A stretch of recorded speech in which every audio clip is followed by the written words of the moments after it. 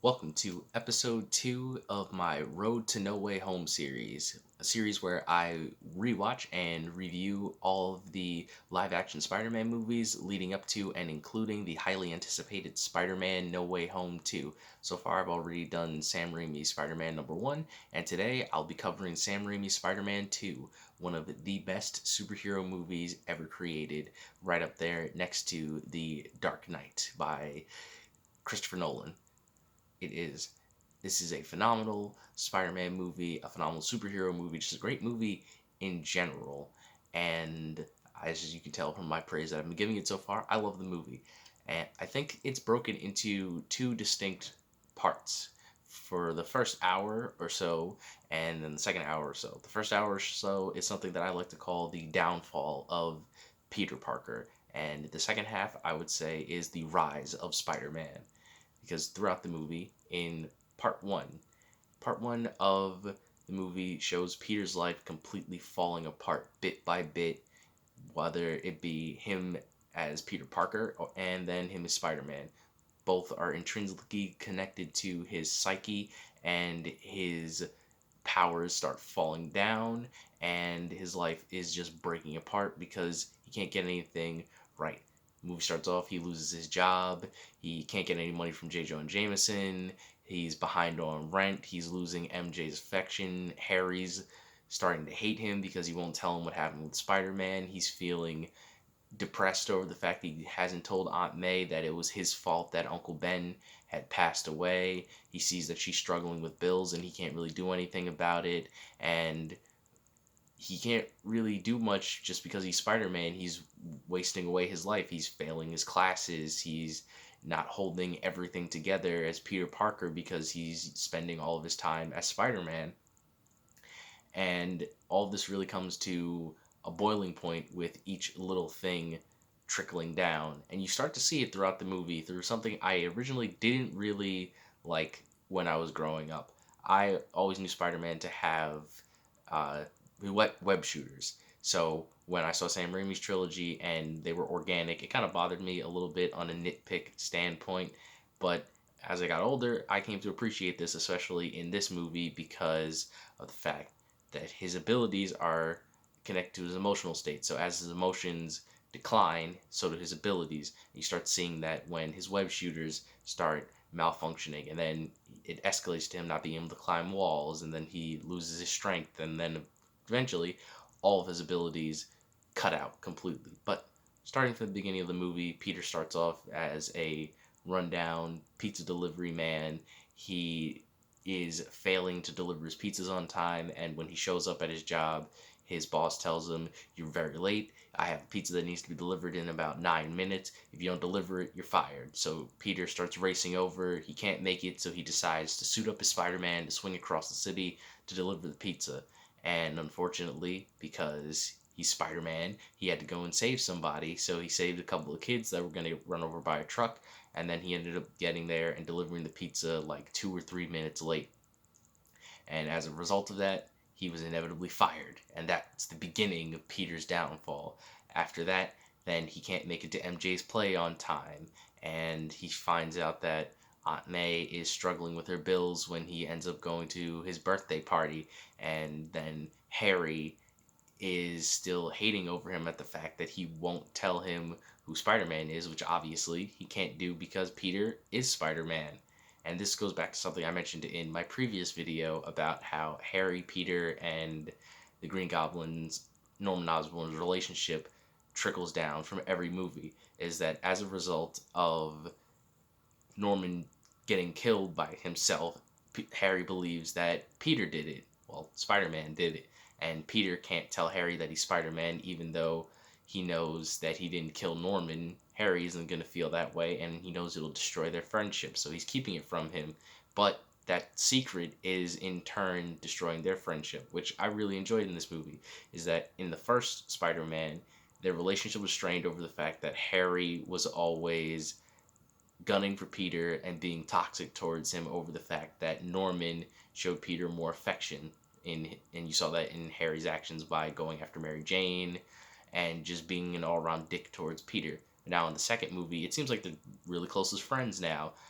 they have a good camaraderie going along until Harry tries to press the fact that Peter won't tell him where Spider-Man is or who Spider-Man is so that he can bring him to, in his eyes, justice for what happened to his father. So Peter hides that fact from him, and this starts hurting their relationships. And it starts building up until eventually Harry strikes Peter, and they just completely cut off from each other for the rest of the movie up until Harry hires Doc Ock to kidnap Spider Man before revealing that Peter is Spider Man, leading into Spider Man 3, where Harry will seek his revenge on Peter. But that is for the next video.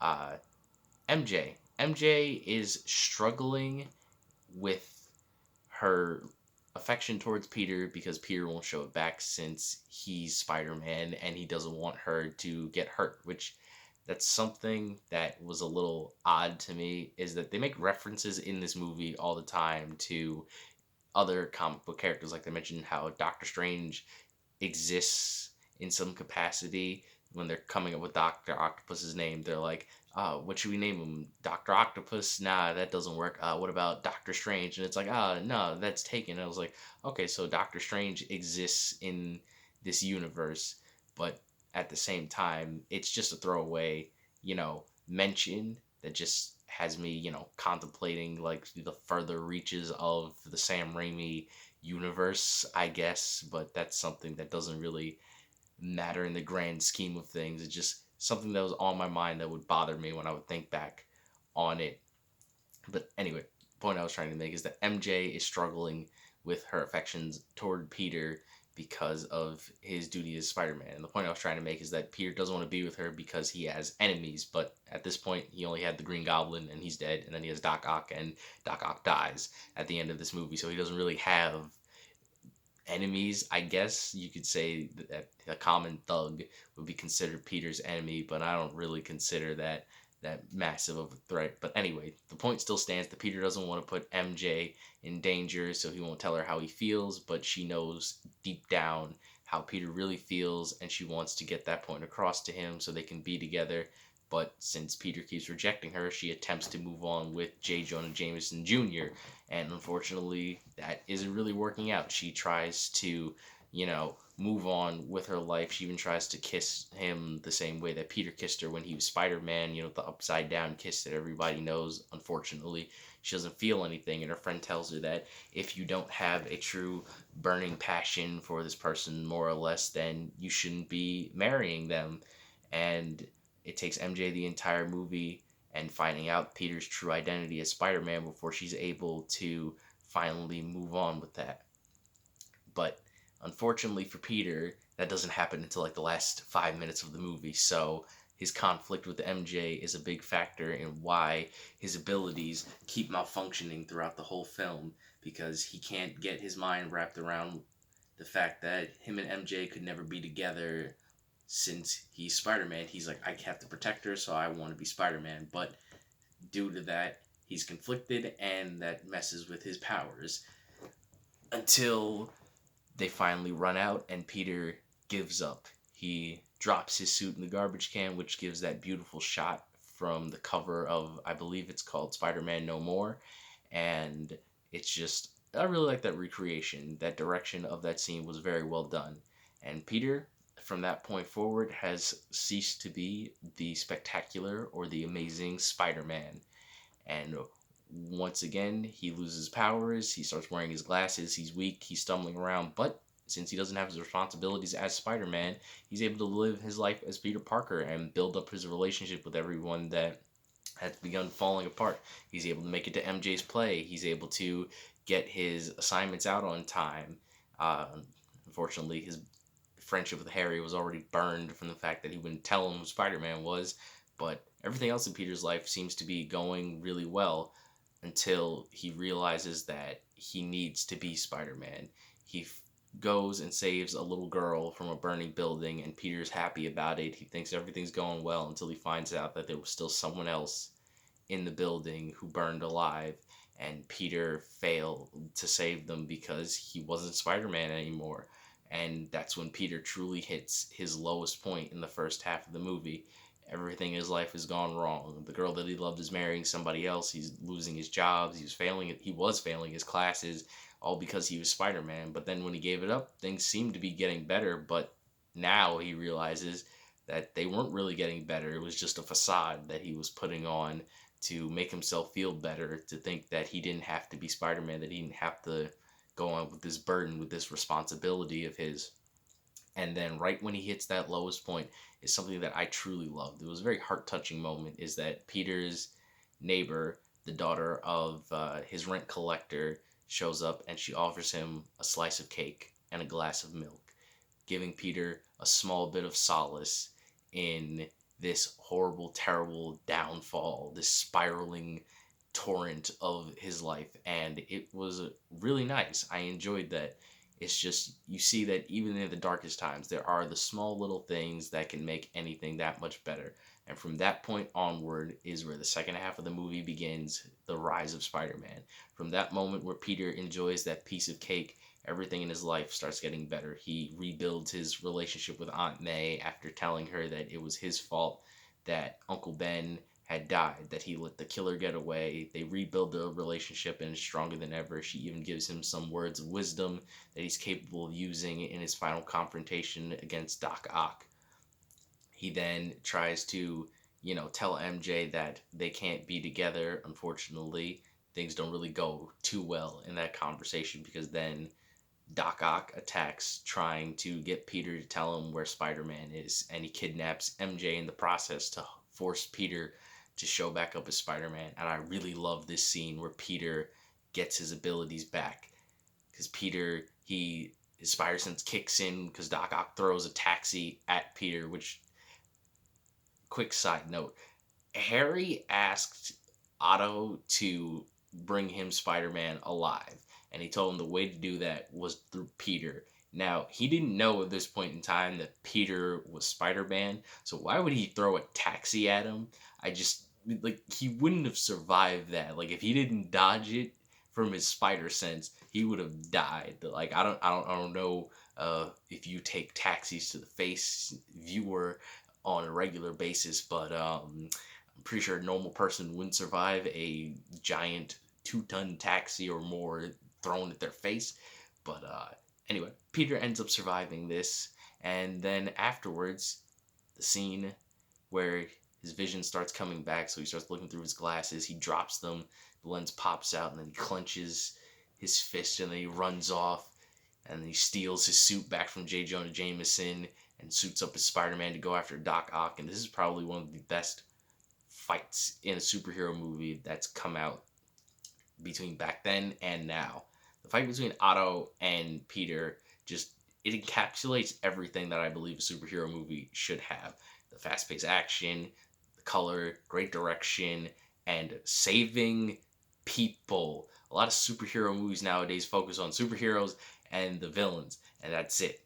But a big part of superhero movies is the hero aspect. They save people. That's something Peter does a lot throughout this entire movie. He saves tons and tons of people throughout the course of this entire movie, so you have that feeling that the people of New York actually want Spider-Man as a hero. But in a lot of superhero movies nowadays, they're either movies about anti-heroes who kill a lot of people, so you don't really get to see them saving people, or they're, darker takes on superheroes, so you don't really get to see them saving them, or they just focus on the big threat. But this movie managed a balance between it, which I thought worked really well. This fight is set on a train where there are tons of civilians, and Otto uses the train and the civilians to his advantage. So Peter is both fighting Otto and protecting the people on the train. And even to the point where Otto crashes the train and Peter has to stop chasing him to stop the train. And it weakens him, which is what allows Otto to catch him in the end. Peter sacrificed his own well-being in a fight to stop the supervillain. He chose priority of saving the people over the villain, which I think is something a lot of heroes need to do in superhero movies. It's very rare nowadays that a hero just saves regular people because they deal with threats that just don't have anything to do with regular people. Like, I enjoy superhero movies nowadays. That's probably one of the reasons why when I saw Shang-Chi, I was very refreshed because they had that scene where he saved everyone on the bus. And it just reminded me of these classic superhero movies like Spider-Man where you actually get to see them, save people. But enough on that. So, Peter, as Spider-Man, gets taken by Otto. He's brought to Harry. Harry finds out who Peter is. And then Peter goes off to the final battle to save Mary Jane once again and to stop Otto Octavius, which this is basically the same ending as the first movie, is that the big bad kidnaps Mary Jane. They're going to do something terrible that'll end up harming New York forever, and then Peter has to save MJ and fight the main villain. That's a common theme throughout this entire trilogy that I guess it worked out. All of the endings are still impactful. It gives a civilian for Peter to save, the most important person to him, and the big bad to fight. So it's very interesting still.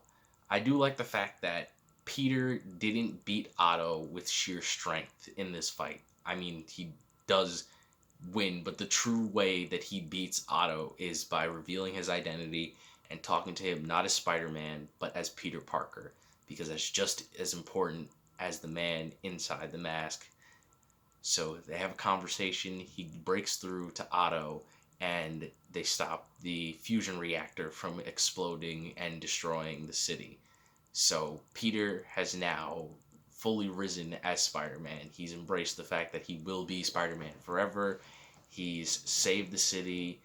And on top of that, he got the girl because since Mary Jane knows he's Spider-Man now, she understands why he's run off all the time, why he's missed so many things, but she truly knows he cares about her.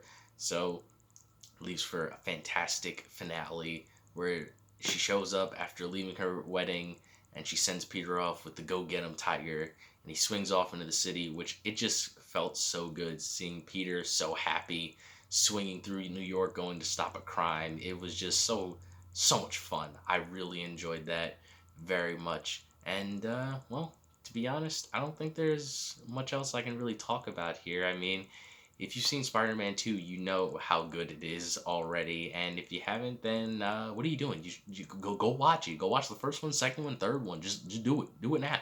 Do it now. But anyway, not much else I can really say. This movie is a fantastic Spider-Man film, one of the best superhero films. I really want more superhero films to go back to this classic era of superhero media.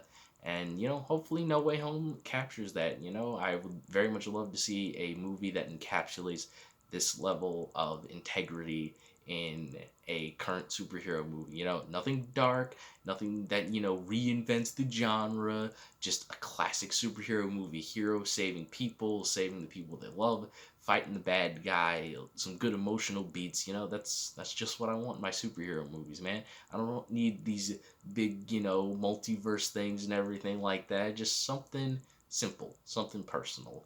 And that's what I think this movie nails. It's a personal movie about one guy who has a great responsibility and he's resilient and he fights his way through to the end because he knows it's the right thing to do. And with that, that'll be the end of this week's Road to No Way Home video. And remember, people, you're innocent until proven villainous.